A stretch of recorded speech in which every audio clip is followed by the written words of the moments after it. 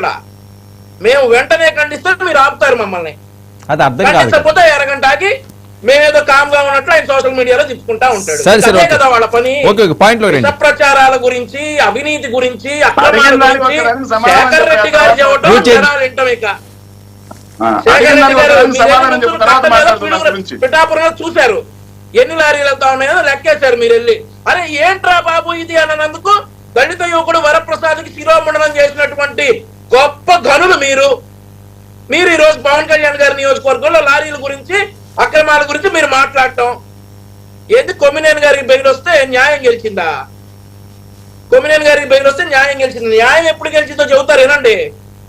ఆ రోజు అనిందేంటి, కోర్టులో అనింది ఏంటంటే ఎందుకు నవ్వారు, నవ్వితే కూడా అరెస్ట్ చేస్తారా అని అడిగారా? సరే అడిగారు, చేశారు, బెయిల్ మీద వచ్చాడు. ఇదంతా ప్రాసెస్సే. అనంతబాబు కూడా వచ్చాడు రా బెయిల్ మీద. అనంతబాబు కూడా బెయిల్ మీద వచ్చాడు. న్యాయం గెలిచినట్టేనా? జగన్మోహన్ రెడ్డి 16 నెలల నుండి వచ్చాడు. న్యాయం గెలిచినట్టేనా? అన్ని నడుస్తాయి. ఖచ్చితంగా న్యాయం గెలిచింది. న్యాయం జూన్ 4, 2024 గెలిచింది. మిమ్మల్ని అండర్వేర్ మీద నుంచోబెట్టారు జనం. 2025 జూన్ తర్వాత మిమ్మల్ని అది కూడా లేకుండా చేశారు జనం. మీరు ఇక డిబేట్ లో మీరు ఒకళ్ళు, ఇంకో రెడ్డి గారు ఉంటాడు. ఆయన వచ్చేసి చెప్పే నీతి సూక్తులు జనాలు వింటా ఉంటారు. ఈ రోజు అమ్మ తల్లికి వందనం గురించి భారతీ మేడం గారు చెప్పింది, ఆమె నోరు జారారంట. సరే అవన్నీ నోరు జారటాలు అవన్నీ మనుషులకు సహజమేలే కానీ ఈ రోజు ఆంధ్రప్రదేశ్ రాష్ట్రంలో ఇందాక శేఖర్ రెడ్డి గారు ఇంకో మాట కూడా చెప్పారు, మర్చిపోయారు. సచివాలయాల చుట్టూ జనాలు తిరుగుతా ఉన్నారట. సార్ ఒక ఆంధ్రప్రదేశ్ రాష్ట్రంలో ఎంతో కొంత ఎర్రర్స్ జరగడం అనేది కామన్. ఆ ఎర్రర్స్ కూడా మేము రెక్టిఫై చేసుకుంటాం. ఏ అయినా అర్హులు వచ్చేసి మాకు పడలేదు అని అంటే సచివాలయాలకు వచ్చి రిపోర్ట్ చేయండి, మేము రెక్టిఫై చేసి మీరు అర్హులు అయితే డెఫినెట్లీ వేస్తామని చెప్తా ఉన్నాం.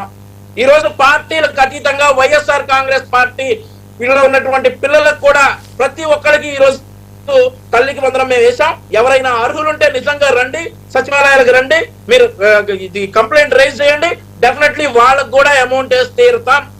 ఆఖరి అర్హుడికి కూడా అమౌంట్ వచ్చే వరకు బాధ్యత కూటమి ప్రభుత్వం తీసుకుంటుంది, డెఫినెట్లీ చేస్తారు.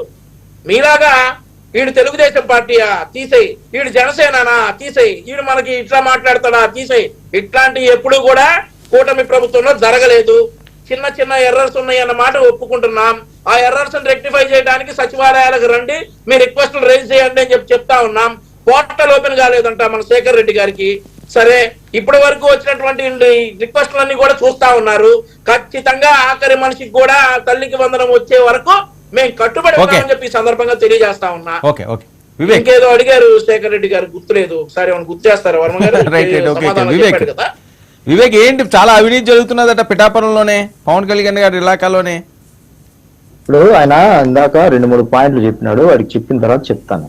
ఇప్పుడు ఏదైతే చదువుకొని రమ్మని చెప్పేది జనసేన వాళ్ళది, అందుకే అన్నాను. నేను వెల్ ఎడ్యుకేటెడ్, మీలాగా పేటీఎం వాళ్ళ పిల్లలను తీసుకొచ్చి తిట్టించే టైప్ కాదు నేను. అర్థమైందా? నేను అన్ని లెక్కలతోనే మాట్లాడతాను, నా దగ్గర లెక్కలు ఉంటాయి అన్నిటికీ కూడా. సో నాకు ఏదైతే గవర్నమెంట్ అఫీషియల్స్ దగ్గర నుంచి ఏదైతే ఇన్ఫర్మేషన్ ఉంటుందో అదే మాట్లాడతాను. సో ఈ చదువుకొని రావడాలు ఈ యొక్క ఈ టైపు